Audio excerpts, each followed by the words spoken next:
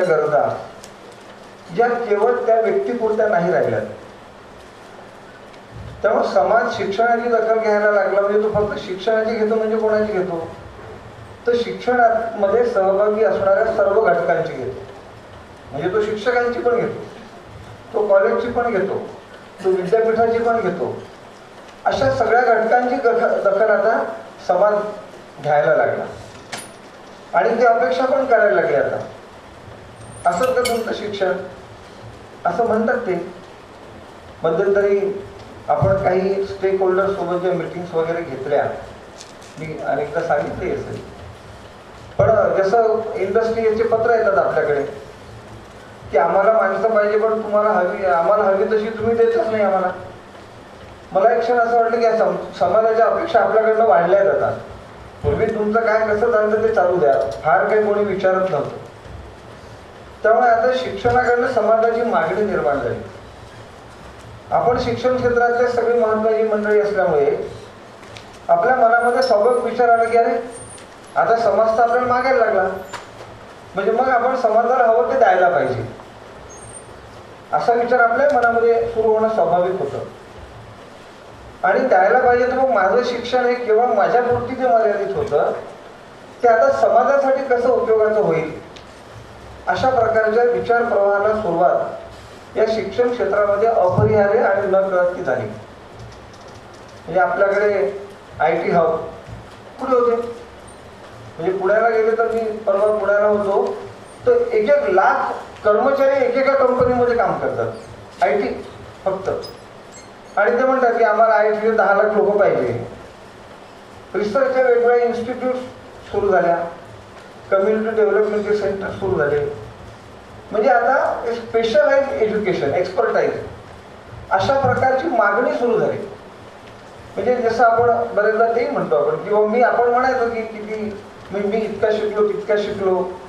आता आपण किती शिकलो आणि आपला ग्रॅज्युएट विद्यार्थी जरा प्रायव्हेट सेक्टरमध्ये नोकरीला गेला तर तो एम्प्लॉयर त्याला म्हणतो ठीक आहे तू शिकला तर आम्हाला आदर आहे तुझ्या शिक्षणाबद्दल, पण मात्र आता 6 महिन्याचं ट्रेनिंग करून घे मला, जे आम्हाला कारण तुझ्याकडनं जे अपेक्षित आहे कामाचं ते तुझ्या शिक्षणातनं किती उपयोगात येईल आम्हाला माहिती नाही.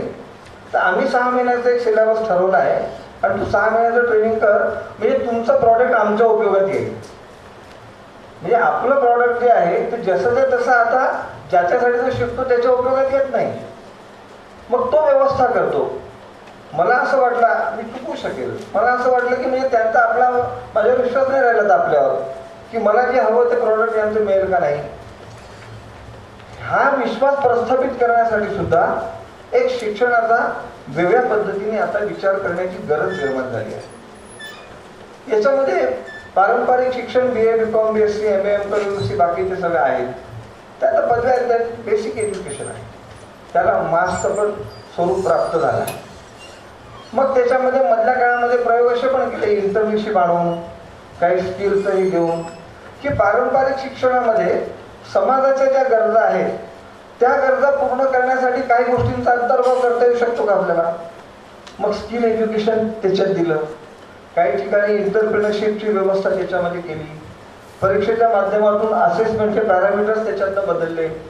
असलेल्या शिक्षणामध्ये काही गोष्टींचा अंतर्भाव केला आणि त्याला हवं तसं शिक्षण देण्याचा प्रयत्न आपल्या शिक्षण पद्धतीतून तो आपण केला. पण नंतर लक्षात असं आलं की पुरेसं नाही आहे. याचं कारण पारंपरिक शिक्षणामध्ये काही गोष्टींचा अंतर्भाव करणं आणि ग्लोबलायझेशन नंतर समाजामध्ये ज्या गरजा वाढल्या आहेत, म्हणजे शिक्षण क्षेत्राकडून ज्या अपेक्षा वाढलेल्या आहेत, त्या पारंपरिक शिक्षणाच्या बरोबरीने कुठल्या तरी नवीन गोष्टींचा विचार इंडिव्हिज्युअली करण्याची गरज निर्माण झाली. आणि मी अभिनंदन सरकारचं पण करतो, मध्ये पण म्हटलं की या कायद्यामध्ये स्किलचे स्वतंत्र कॉलेजेस देण्याचे प्रपोजल्स आहेत, स्किल डेव्हलपमेंट कॉलेजेस. कारण आता मी जसं म्हटलं की तुम्ही किती शिकले, ठीक आहे, पदवी असेल तर ठीक आहे, पण तो तुम्हाला इंटरव्ह्यू देतो म्हणजे तो एक प्रश्न न विद्यार्थी काय शिकला, म्हणजे आता कितीचा विषय संपलाय, कायचा विषय सुरू झाला, काय शिकला, नॉलेज सांग तू काय शिकला.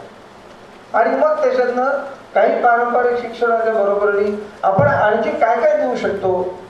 स्किल रिसर्च सेंटरचे स्वतंत्र रिसर्च सेंटर सुरू झाले.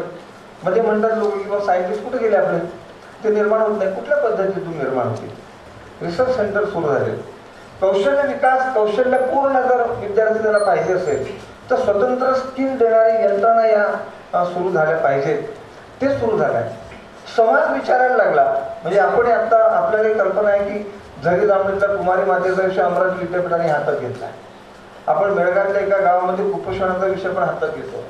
आरोग्याचे विषय, शेतकऱ्यांच्या समस्या आहेत. हे समाजातल्या समस्या ज्या कोण सुधारवणार आहे? म्हणजे समाजाच्या समस्येला उत्तर देणारी यंत्रणा कोणती आहे? तर माझ्या मते शिक्षणाशिवाय दुसरी कुठलीच नाही. कारण समाजातला तर सगळ्यात तरुण आपल्याकडे आहे. तर कम्युनिटी डेव्हलपमेंटचा सुद्धा विचार या शिक्षण क्षेत्राला ते करावं लागणार आहे. अशा वेगवेगळे आयाम या शिक्षण क्षेत्राला आता ते जोडल्या गेल्या. म्हणजे पारंपरिक शिक्षण आणि पारंपरिक पदवी ही नोकरीसाठी पण पुरेशी नाही आहे, समाजासाठी जर जाऊ द्या. त्यामुळे त्या दृष्टीने तो विचार, सर्वांगणी विचार, आणि तो काय काय होऊ शकतो. मला अभिमानाने सांगावंसं वाटतं की आम्ही जो पर्स्पेक्टिव्ह प्लॅन आपल्याकडे सादर केला आणि मापुसकर जे आहेत त्यांच्या प्रतिक्रिया पण त्या होत्या. तेव्हा मला त्यांनी फोनवरनं सांगितलं. आम्ही सगळ्या स्टेक होल्डर्सची मीटिंग घेतली या ठिकाणी आणि तेव्हा हे सांगितलं होतं की या प्रकारच्या गरजा लक्षात घेऊन प्रपोजल सबमिट करा. मला आनंद होतो सांगताना की आपल्या विद्यापीठाच्या या परिक्षेत्रामधून केवळ BA BCom BSc चे प्रपोजल्स नाही गेले. आपल्याकडे कौशल्याचे प्रपोजल गेले, चित्रकला महाविद्यालयाचे गेले, ॲनिमेशनचे प्रपोजल गेले. आणि मला त्या मापुसकरांनी फोन करून सांगितलं की सर सगळ्यात जास्त पारंपरिक शिक्षण क्रमाच्या व्यतिरिक्त प्रस्ताव पाठवणार आहे संत गाडगेबाबा अमरावती विद्यापीठ आहे. हा याचा पुरावा आहे की आम्ही बदलणाऱ्या प्रवाहाबद्दल जागरूक आहोत. कारण अदरवाईज शिक्षण निरुपयोगी होईल. ते विसरलं तर झालं तर पुन्हा सगळं खापर आपल्या क्षेत्रावर ते फोडलं जाणार आहे आणि निघणारी पिढी जर बिना कामाची निघाली ते फक्त आपण दोषी त्याच्यात ठरणार आहोत. आणि म्हणून आज दिवसभरामध्ये खूप एक्सपर्ट लोक या ठिकाणी बसलेले आहेत. यांचा मोठा अनुभव या ठिकाणी आहे. त्यामुळे त्यातून आपल्याला खूप गोष्टी कळणार आहे. मी अधिक बोलणं म्हणजे त्यांचा वेळ घेणं असं जे मला अतिक्रमण आहे याची जाणीव मला पूर्ण आहे. पण दिवसभरामध्ये पारंपरिक केवळ शिक्षण पद्धती नाही तर पारंपरिक माइंडसेट सुद्धा आपलं त्याची पण त्याला बदलण्याची गरज आहे. कारण नवीन गोष्ट जेव्हा आपण देण्याचा निर्णय घेतो तेव्हा त्याच्याबरोबर नवीन गोष्ट आत्मसात करण्याचा पण निर्णय घ्यावा लागतो. आणि नवीन गोष्ट देणाऱ्याने जर आत्मसात केली नाही तर तो देण्याला पण क्षमतावान होणार नाही. आणि म्हणून एक पर्स्पेक्टिव्ह प्लॅनमध्ये ज्या नवीन गोष्टी या ठिकाणी येतील त्या येतीलच. पण त्या दृष्टीने आपण आपला माइंडसेट तयार करून येणारा काळ आता अमरावती विद्यापीठाने सर मलाही सांगताना अभिमान होतोय की आम्ही स्टार्टअप बद्दलचे इव्हेंट्स घेतले. मॉडेल एक्झिबिशन 260 विद्यार्थ्यांनी सहभाग घेतला. त्यातलं 16 विद्यार्थी आपण शॉर्टलिस्ट केले आहेत ज्यांचे इनोव्हेटिव्ह प्रोजेक्ट्स होते. आणि त्या इनोव्हेटिव्ह प्रोजेक्टचे 16 विद्यार्थी बोलवून त्यांना हे जे मोठमोठे सायंटिस्ट आहेत यांच्याशी आपण इंटरॅक्शन ठेवलं आहे की काय स्टार्टअप नंतर तर पुढे त्यांना काय आहे. हे कुठे पारंपरिक शिक्षण पद्धतीमध्ये आहे. तो तर फायनलची परीक्षा झाल्याची त्याची वाट आपण पाहतो संपल्याची. कारण त्याला हे अप्लाइड कुठेतरी आपल्याला तो पार्ट द्यावा लागणार आहे. इन्क्युबेशन सेंटरचा आपण प्रपोजल पाठवला आहे आणि त्याचं स्थापना आपण करतो. आपल्याला NRC नॅशनल रिसोर्स सेंटर UGCचं मिळालं. देशातलं एकमेव विद्यापीठ आहे की देशातल्या सगळ्या प्राध्यापकांना आता कौशल्याचं शिक्षण जर घ्यायचं असेल तर ते फक्त अमरावती विद्यापीठातनं त्यांना घ्यावं लागणार आहे. देशातल्या सगळ्या प्राध्यापकांना ट्रायबल रिसर्च, ट्रायबल प्रोजेक्ट, बांबूचा प्रोजेक्ट, स्टार्टअपचा प्रोजेक्ट अशा अनेक गोष्टी अमरावती विद्यापीठाने या सुरू केल्या आहेत. ही जाणीव ठेवून केली आहे. त्याच्यात आपलाही आत्मविश्वास एवढ्यासाठी वाढला की मागच्या मीटिंगमध्ये आपण ज्या प्रकारचे प्रस्ताव पर्स्पेक्टिव्ह प्लॅनसाठी शासनाकडे पाठवले त्यातनं मलाही असं वाटतं. म्हणजे जर्मनीचे लोक आले, आपण इंजिनिअरिंग कॉलेजच्या काही प्राध्यापकांची एक मीटिंग घेतली तेव्हा लक्षात असं आलं की आपले विद्यार्थी किती टॅलेंटेड आहेत. तर इनोव्हेटिव्ह प्रोजेक्ट्स त्या पोरांनी केलेले होते. पोरं हे करायला उत्सुक आहेत, करतात आहेत.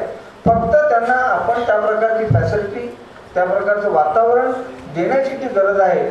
आणि मला असं वाटतं की त्याच्यासाठी आपलं पर्स्पेक्टिव्ह त्या पद्धतीचं जर ते राहिलं तर पोरांना आणि समाजाला हवं ते मिळेल. आणि ते जर मिळालं तर आपल्या शिक्षण व्यवस्थेचं खरंच सार्थक होईल. ते होण्यासाठी आजची कार्यशाळा आहे. सर मी आपल्याला मनापासून धन्यवाद देतो. आपण या ठिकाणी आलात दिवसभर, आपण आम्हाला मार्गदर्शन करणार आहात आणि मी राज्य शासनालाही धन्यवाद देतो की ती संधी आपण आम्हाला या ठिकाणी उपलब्ध करून दिली. आणि माझं थोडक्यातलं भाषण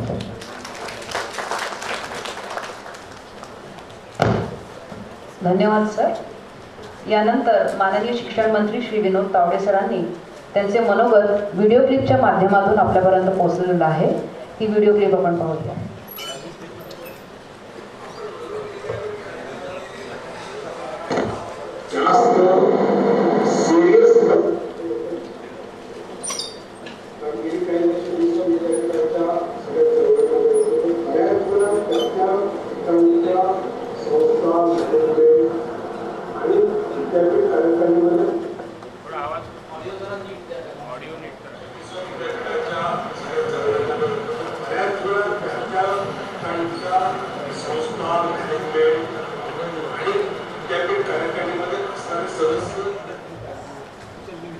माननीय शिक्षण मंत्री उच्च व तंत्र शिक्षण महाराष्ट्र राज्य आदरणीय श्री विनोदजी तावडे साहेबांच्या मार्गदर्शनातून साकार होणारी ही विद्यापीठांच्या महाराष्ट्रातील संपूर्ण विद्यापीठांच्या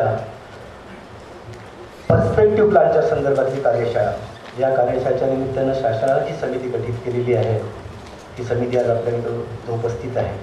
या कार्यशाळेच्या उद्घाटनपर कार्यक्रमाचे सन्माननीय अध्यक्ष आपल्या विद्यापीठाच्या आदरणीय कुलगुरू माननीय डॉक्टर मुरलीधरजी चांदेकर सर, विद्यापीठाचे माननीय प्रभुगुरू डॉक्टर राजेजी जयपूरकर सर, समितीचे सर्व सन्मान्य सदस्य ज्याच्यामध्ये आदरणीय डॉक्टर बी.एन. जगताप सर आहेत, प्राध्यापक मिलिंद सोहनी सर, शिक्षणतज्ञ श्री आनंद मापुसकर सर, या सर्वांचं मी इथं आभार व्यक्त करतो. या कार्यशाळेकरता प्रामुख्यानं आपल्यामध्ये उपस्थित असलेले विद्यापीठाच्या व्यवस्थापन परिषदेचे सन्मान्य सदस्य प्रोफेसर श्री दिनेशजी सूर्यवंशी, विद्यापीठाच्या विविध विद्याशाखांचे सर्व सन्मान्य अधिष्ठाता, विद्यापीठाच्या विविध प्राधिकरणाचे सर्व सन्मान्य सदस्य, ह्याच कार्यशाळेच्या अंतर्गत ज्या विविध समित्या आणि उपसमित्या आपण स्थापन केलेल्या आहेत, बृहत आराखडा तयार करण्यासाठीच्या जे सर्वेक्षण आपल्याला करायचे आहे, त्या सर्व समित्यांचे सन्मान्य सदस्य, उपसमित्यांचे सर्व सन्मान्य सदस्य, आमंत्रित विविध महाविद्यालयांचे प्राचार्य, संस्थाचालक, विभाग प्रमुख, संत गाडगेबाबा अमरावती विद्यापीठाचे, विद्यापीठ विद्यार्थी परिषदेचे अध्यक्ष, माझे सर्व सहकारी अधिकारी आणि या कार्यशाळेचं एकंदरीत कव्हरेज जे आहे ते सर्व जनतेपर्यंत पोहोचवण्यासाठी, प्रसारण करण्यासाठी मीडियाचे जे इथं प्रतिनिधी उपस्थित आहेत सर्वांचं मी या कार्यशाळेच्या निमित्तानं इथं स्वागत करतो, आपला आभार व्यक्त करतो आणि पुढील सत्र अवघ्या 2 मिनिटाच्या कालावधीत हे सुरू होत आहे. लगेच 2 मिनिटामध्ये सुरू होतं. आपण कृपया आपल्या जागेवर. धन्यवाद. धन्यवाद सर. आजच्या कार्यशाळेची मांडणी आपण 3 विभागात केली असून प्रथम 2 सत्रांवर आधारित आपल्या शंका व प्रश्नांना उत्तरे तज्ज्ञ मंडळी देतील. प्रथम सत्राचा विषय आपल्यासमोर श्री आनंद मापुसकर मांडतील आहेत. त्यांचा एक थोडक्यात परिचय मी आपल्याला करून देते. आनंद Mapuskar is an educationist and he has worked on various government committees. Most prominent one is he worked on Maharashtra Public Universities Act 2016.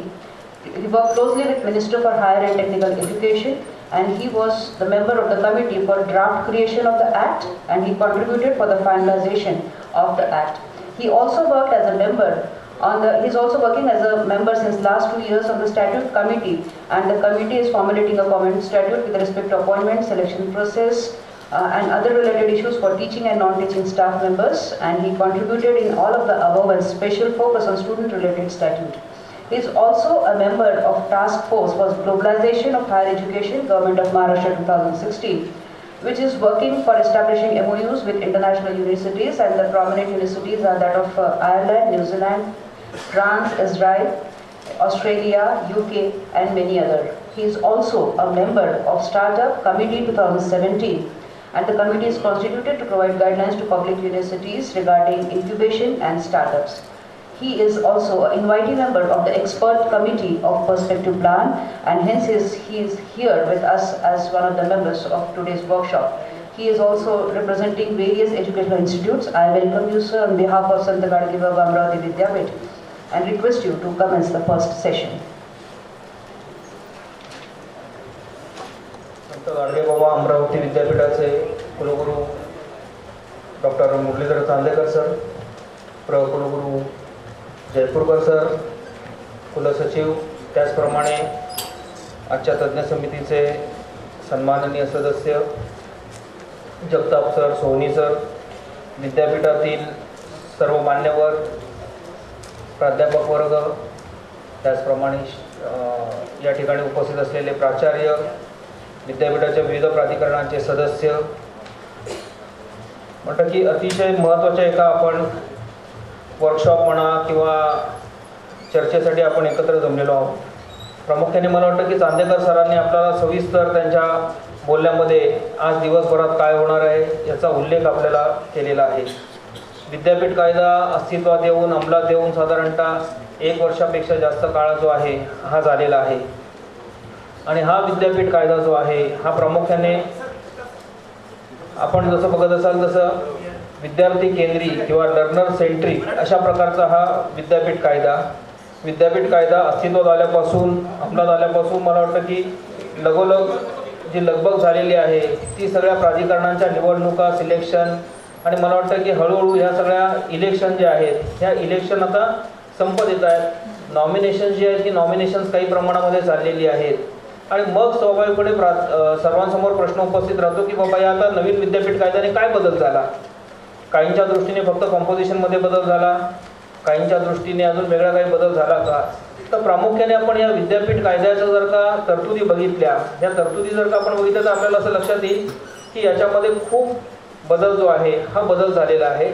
आणि जसं चांदेकर सरांनी सांगितलं तशा प्रकारचं मला वाटतं की आपल्या मानसिकतेत सुद्धा याच्यामुळे बदल करण्याची आवश्यकता एक उत्पन्न झालेली आहे. आणि त्यामुळे या सगळ्या उच्च शिक्षणाकडे बघत असताना आपण मला वाटतं की एक टीम म्हणून म्हणजे एक अमरावती विद्यापीठ एक टीम म्हणून मला वाटतं की आपण सगळ्यांनी बघण्याची आवश्यकता आहे. म्हणजे कुलगुरू आणि काही अधिकारी म्हणजे आपण साधारणतः म्हणणार की ते हे वेगळे आहेत, आम्ही या ठिकाणी यांना विरोध करणारे आहोत किंवा सिनेट असेल किंवा वेगळ्या प्राधिकरणं जी असतील तर त्याच्यामधला अनुभव जो असतो तर हे सत्ताधारी आणि आम्ही विरोधक अशा प्रकारची साधारणतः तू महिमे अनेक वेळेला होते. योग्य वेळी ती झाली पाहिजे, योग्य वेळेला आपण हे केलं पाहिजे. पण तरीसुद्धा मला वाटतं की सर्वांनी एक लक्षात ठेवलं पाहिजे की आपण जे प्रतिनिधित्व करत आहोत ते विद्यापीठाचं प्रतिनिधित्व करत आहोत आणि विद्यापीठ एक टीम म्हणून आपण सर्वांनी मिळून चाललं पाहिजे. आणि तसं जर का चाललं तर ते मला वाटतं अधिक योग्य पद्धतीने चालेल. प्रामुख्याने मागच्या वर्षी विद्यापीठ कायदा झाला आणि लगेचच माहेडची मिटिंग झाली. त्या माहेडच्या मिटिंगमध्ये असं लक्षात आलं की विद्यापीठांनी नवीन महाविद्यालयांचे प्रस्ताव पाठवले. जसं मला वाटतं की चांदेकर सरांनी सांगितलं तसंच खरं आहे की साधारणतः पर्स्पेक्टिव्ह प्लॅन म्हणजे काय, तर पर्स्पेक्टिव्ह प्लॅन म्हणजे नवीन महाविद्यालय देण्याची किंवा नवीन महाविद्यालय मागण्याची एक तरतूद असं साधारणतः लक्षात आलेलं होतं. आणि त्याचप्रमाणे फक्त आपण वर्षानुवर्ष पर्स्पेक्टिव्ह प्लॅन म्हणजे काय की या ठिकाणी मला अमुक एक कॉलेज पाहिजे, त्या ठिकाणी मला तमुक एक कॉलेज पाहिजे, मग काही लोकप्रतिनिधींचा आग्रह असेल, काही शिक्षण संचालकांचा आग्रह असेल, आम्हाला इथे कॉलेज पाहिजे, मग तो बिंदू नक्की करायचा, तो शासनाकडे पाठवायचा, तो मंजूर करून तिथे कॉलेज सुरू करायचं. साधारणतः हा एक ओघ सुरू होता. जेव्हा 94चा कायदा अस्तित्वात होता तेव्हा पण असं लक्षात आलं होतं की पर्स्पेक्टिव्ह प्लॅन हा 94चा कायद्यातही होता, आता तो 2016च्या कायद्यातही आहे. पण हे सगळे पर्स्पेक्टिव्ह प्लॅन नेमके कसे करायचे याचे निकष काही नव्हते.